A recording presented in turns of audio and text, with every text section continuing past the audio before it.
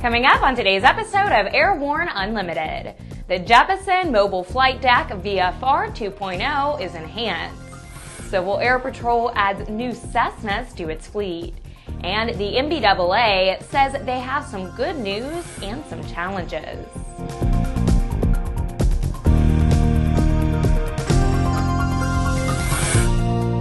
Welcome to Airborne Unlimited. I'm Ashley Hale. Jeppesen has introduced a new version of its Mobile FliteDeck VFR app.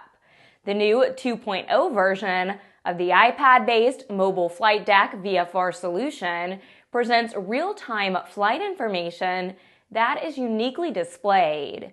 Mobile FliteDeck VFR now provides pilots with essential data-driven weather forecast that can integrate with other information on screen.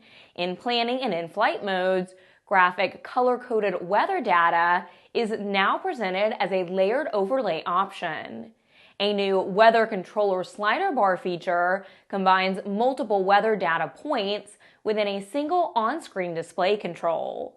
It includes the ability to toggle between color-coded forecast data, multiple wind speed information by elevation, and other weather phenomena in an easy-to-use interface. The new Mobile FliteDeck VFR version also introduces bearing and distance indications for all waypoints and airports on the map in live mode. The TFR display features airspace labels, vertical limits, and effective times. There have been numerous other upgrades, and Jeppesen Mobile FliteDeck VFR is available for a free download and trial use. The U.S. Civil Air Patrol has placed an order for 21 new Cessna Skyhawk 172 aircraft, the latest in a relationship spanning 40 years. CAP, a federally chartered nonprofit organization designated by Congress in 1948 as the Air Force Auxiliary, performs services for the federal government and for states and local communities, such as search and rescue and disaster relief. The Skyhawks, produced at Cessna's facility in Independence, Kansas, will be delivered throughout the first half of 2015, replacing older models in the CAP's fleet. In addition to the standard equipment on the aircraft, including the Garmin G1000 avionics suite, the new CAP Skyhawks will also be equipped for glider towing. The CAP operates a fleet of 550 aircraft, most of which are Skyhawks and Cessna Skylane 182 piston aircraft. It also operates 46 gliders. After the break, the NBAA is pleased with the president's budget, but still has concerns. Since the early days of powered flight, pilots have struggled with landing in crosswinds. In fact, crosswinds and wind gusts cause more landing accidents than fog, thunderstorms, and icing combined. That's where the Redbird X-Wind SE comes in. By placing pilots in gusty crosswind conditions for extended periods of time, the X-Wind SE gives instructors all the time they need to teach the pilot the proper techniques for landing in crosswind conditions. For more information on Redbird X-Wind SE and Redbird's entire line of flight training devices, visit www.redbirdflightsimulation.com. AML's patent-pending wireless induction charging system eliminates confusion over those charging cables, cuts down cockpit cable clutter, and allows you and your passengers to fly cordless and eliminate the cable nightmare. www.aviationmodificationleaders.com. Sandia introduces the new SAI 340 Quattro standby instrument. TSO'd airspeed, attitude, altitude, and slip. With integral backup battery, safety never looked so good. See it now at www.sandia.aero. Welcome back. If you have a story suggestion for Airborne Unlimited, send us an email to news-spy@aero-news.net. The NBAA says that the budget presented by President Obama has some good news for business aviation, but there's still some work to be done. Tom Patton reports. In a statement, the association said the exclusion of per-flight user fees for general aviation from President Obama's fiscal year 2016 budget reflected progress on the issue, although a renewed call for lengthening business aircraft depreciation schedules presents a continuing challenge. NBAA President and CEO Ed Bowen called the development progress on a key issue, but that the president still appears to be singling out GA with a proposed change in aircraft depreciation schedules. The administration proposes to increase the depreciation period for general aviation airplanes that carry passengers from 5 to 7 years. Bowen said the NBAA will not let the president's decision to target business aviation in this budget proposal or any other venue go unchallenged. For Airborne, I'm Tom Patton.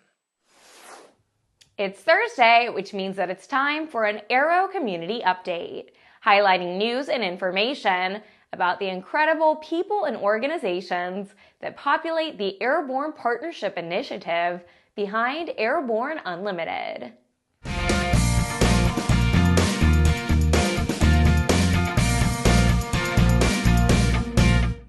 This week, we honor a museum that lives and breathes as we welcome the Commemorative Air Force as part of our Airborne Partnership Initiative team. In the CAF, we bring a combination of leadership, commitment to the past, and an eye to the future to our team. The CAF got its start when Lloyd Nolan and a small group of ex-service pilots from the Rio Grande Valley in Texas pooled their money to purchase a P-51 Mustang in 1957.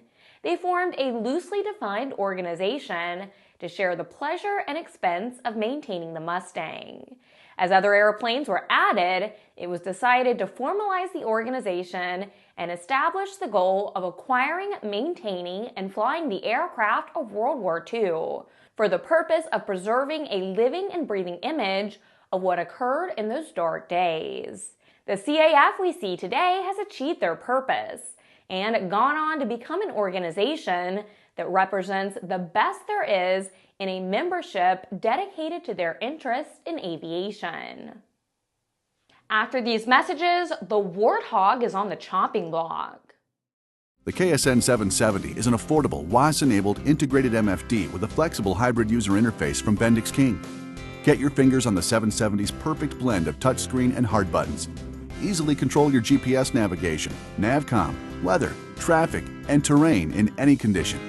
For more information, go to bendixking.com. There's a difference between charting a steady course and pushing for the ceiling. And for nearly a century, Hartzell Propeller has been defining that difference. It's in our passion for engineering and research and our dedication to testing the limits of performance. We are built on honor. We are Hartzell Propeller. Welcome back. With so much news coming out of the aviation industry, we've summarized some other interesting stories in a brief segment we call Around the Patch.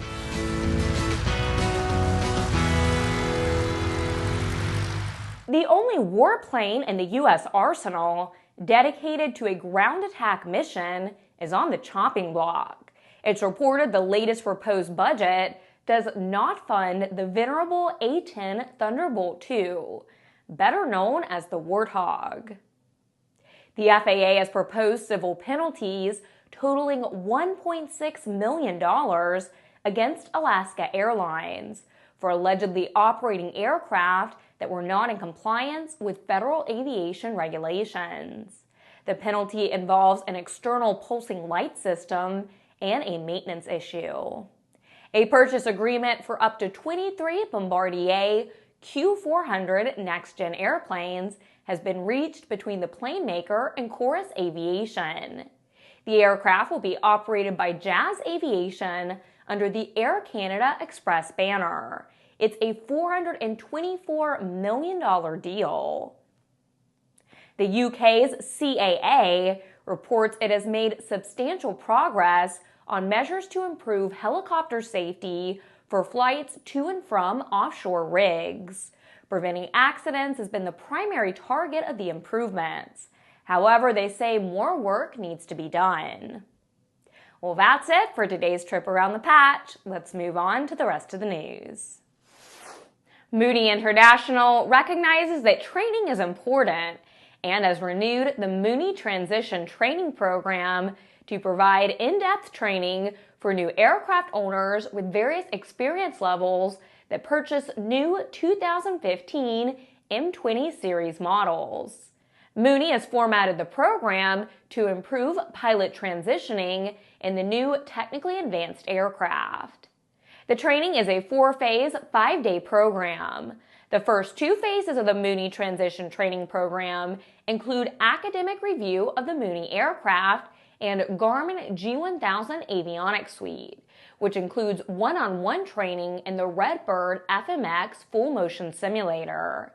The final 2 phases include flight training in the new owner's own aircraft, and finally course completion. The training program is currently only available to pilots that purchase a new Mooney. However, Mooney International is working to expand the program in the near future to provide training to all interested Mooney pilots. Well, that's our program for Thursday, February 5th.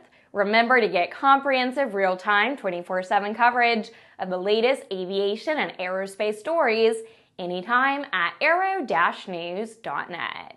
Join us every weekday along with a growing roster of over 100 outstanding industry associations and organizations for the very best in aviation and aerospace news. I'm Ashley Hale. Thanks for watching.